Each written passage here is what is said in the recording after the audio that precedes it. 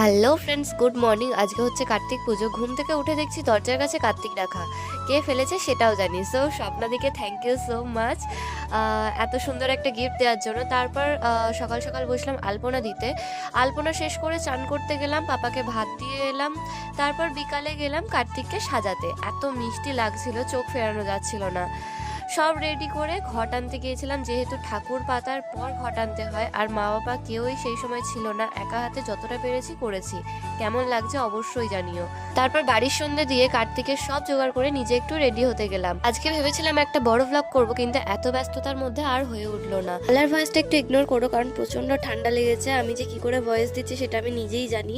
কালকে যাও ঠিক ছিলাম, আজকে তো বিশাল বাড়াবাড়ি। তবে ভিডিও না দিলে কি করে হয় বলো। যাই হোক, বাদ দাও আমার কথা। ঠাকুরমশাই চলে এলো, পুজো করলো, মা অঞ্জলি দিল। আর আজকের দিনটা এইভাবেই কাটালাম। তোমরা কেমন ভাবে কাটালে অবশ্যই জানিও।